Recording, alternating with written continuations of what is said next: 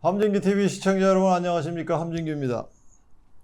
아직 함진기TV의 구독자가 아니신 분은 화면 아래 구독 버튼과 좋아요 꾹 눌러서 함진기TV를 응원해주세요. 더 유익한 내용으로 여러분께 보답하도록 하겠습니다. 요즘 기술의 발전 추세를 보니 우리의 미래는 인공지능과 로봇공학 그리고 양자 컴퓨터가 좌우하게 될 것 같습니다. 이들 기술의 발전 속도가 압도적인데요. 이 시간에는 시청자 여러분과 함께 기술 발전 분야에서 가장 뜨거운 주제이자 트렌드인 인공지능과 양자 컴퓨터의 발전 그리고 이 둘의 결합에 대해서 이야기할까 합니다. 시청자 여러분, 챗GPT는 다들 사용해 보셨죠? 챗GPT가 세상에 등장한 것은 불과 1년 반 남짓 되었지만 사용자 수를 보면 세상에 어떤 기술보다 빠르게 사람들이 활용하는 모습을 보이고 있습니다. 우리는 신기술하면 일반인들은 접근하기 어렵다는 생각을 하는 것이 일반적인데 챗GPT는 신기술이고 더구나 디지털 기술인데도 이처럼 사람들이 쉽게 접근하는 것은 무엇 때문일까요? 그것은 다른 디지털 솔루션들처럼 사용법을 따로 배워야 한다거나 프로그래밍 언어로 코딩을 해야 한다거나 하는 과정이 없이 우리가 일상적으로 쓰고 있는 언어를 그대로 쓰면 되기 때문일 것입니다. 우리가 의사소통을 하기 위해 쓰는 언어를 기술 분야에서는 자연어라고 하는데요. 사용자 입장에서는 챗GPT의 가장 큰 강점은 바로 자연어 처리라고 하겠습니다. 자연어를 처리한다는 것은 기계인 인공지능이 우리의 말을 알아듣고 처리한다는 뜻입니다. 챗GPT처럼 자연어 처리가 가능한 생성형 AI 모델에 사용되는 핵심 기술 가운데 하나는 트랜스포머입니다. 트랜스포머라고 하면 영화를 떠올리기 쉬운데요. 인공지능에서는 동일한 이름의 소프트웨어 알고리즘이 있습니다. 트랜스포머는 구글 연구자들이 2017년 처음 제안한 딥러닝 형태로 뇌의 네트워크를 기반으로 합니다. 이 기술은 챗GPT를 비롯한 여러 챗봇이 사용자의 요청에 신속하고 정교한 답변을 생성할 수 있게 하는 핵심 기술로 현재 AI 붐을 이끌고 있는 중심 기술인 것이죠. 트랜스포머의 핵심 기능은 입력 데이터 중 중요한 부분을 식별하고 그 부분들이 얼마나 강하게 연결되어 있는지를 파악하는 것입니다.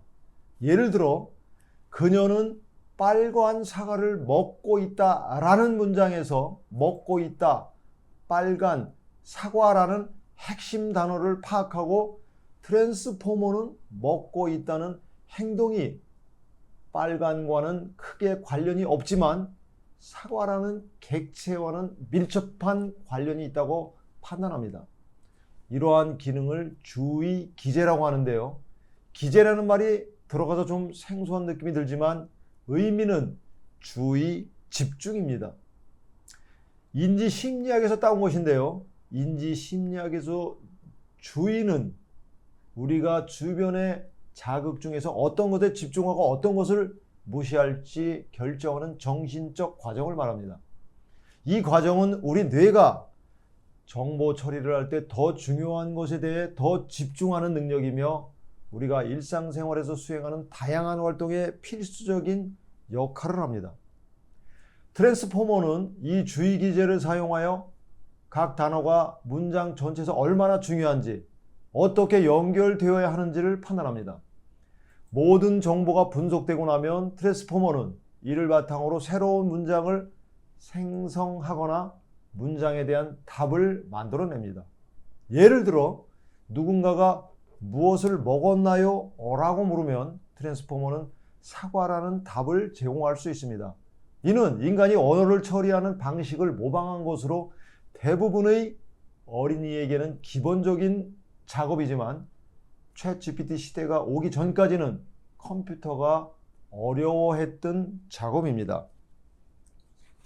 이런 방식으로 트랜스포머는 우리가 챗 GPT 프롬프트에 입력한 문장을 이해하고 새로운 문장을 만들어 내거나 문장을 다른 언어로 번역하는 등 다양한 일을 할 수 있습니다.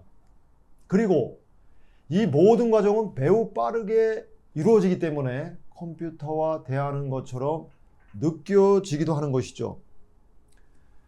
트랜스포머 모델을 작동시키려면 강력한 연산 능력을 가진 슈퍼컴퓨터 시스템이 필요합니다. 그래서 연구자들은 연산의 효율이 클래식 컴퓨터보다 월등한 양자 컴퓨터를 이 연산에 적용하면 더 우수한 트랜스포머 모델을 만들 수 있지 않을까 하는 생각을 하게 됐습니다. 양자 컴퓨터는 양자역학의 특성을 활용하여 우리가 사용하는 클래식 컴퓨터나 슈퍼 컴퓨터로는 해결하기 어려운 비현실적인 문제들을 해결할 수 있습니다. 이러한 아이디어는 실제로 연구되고 있으며 영국의 한 연구진이 최근 발표한 연구에서는 간단한 하드웨어를 사용해 기초적인 양자 트랜스포머가 작동할 수 있음을 보여주었습니다. 그 덕분에 암호화, 화학 등의 분야에서 중요한 문제를 해결할 수 있는 발전된 양자 컴퓨터와 AI 간의 조합이 가능하다는 것을 확인할 수 있었습니다. 이번 연구는 6개 큐비트를 사용해 이루어졌는데 정확도는 클래식한 슈퍼컴퓨터가 달성한 정확도와 별반 차이가 없었습니다. 물론 6개의 큐비트는 너무 적은 수입니다. 구글의 제민이나 오픈 AI의 챗 GPT 같은 대형 챗봇과 경쟁할 수 있는 실용적인 양자 트랜스포머를 만들려면 수백 개의 큐비트를 사용할 수 있는 모델을 개발해야 합니다. IBM이 1000개가 넘는 큐비트로 이루어진 양자 컴퓨터를 내놓았듯이 그 정도 크기의 양자 컴퓨터는 이미 존재합니다. 그렇지만 오류 교정에 문제가 있어 아직은 거대한 양자 트랜스포머를 설계하는 것은 실용적이지 못합니다. 양자 컴퓨터의 발전 속도도 점점 빨라지고 있으므로 머지않아 오류 교정 문제가 해결된 큐비트 시스템이 등장할 것으로 기대되고 있습니다. 이와 함께 인공지능과 양자 컴퓨터의 결합도 빠르게 진행될 것입니다. 그렇다면 양자 컴퓨터를 이용하여 트랜스포머 모델을 작동시키면 구체적으로 어떤 이점이 있을까요? 우선은 양자 컴퓨터의 월등한 연산 속도가 트랜스포머 같은 복잡한 인공지능 시스템을 더 빠르게 작동시킬 수 있습니다. 양자 컴퓨터는 정리되지 않은 무정형 정보 속에서도 패턴을 찾아내는 능력이 뛰어납니다.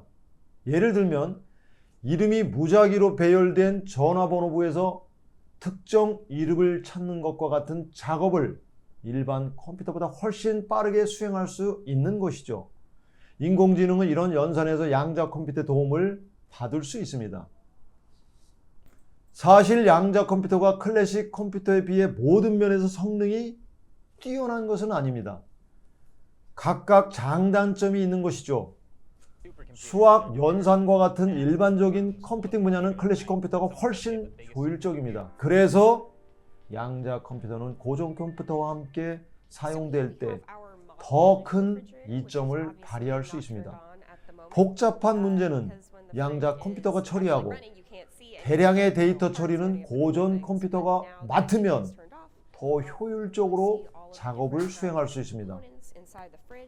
인공지능과 접목되는 양자 컴퓨터 시스템의 경우에도 이와 마찬가지로 클래식 컴퓨터와 양자 컴퓨터가 결합되면 효율이 훨씬 높아집니다. 그러므로 이 분야는 클래식 컴퓨터와 양자 컴퓨터를 함께 쓰는 하이브리드 시스템 형태로 발전해 가게 될 것입니다.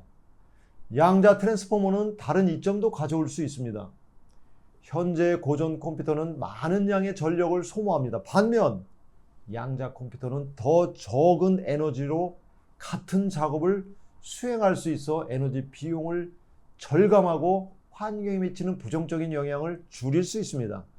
양자 트랜스포머의 꿈은 더 효율적이면서도 에너지 부하를 줄일 수 있는 더 날씬한 인공지능 기계를 만드는 꿈이기도 합니다.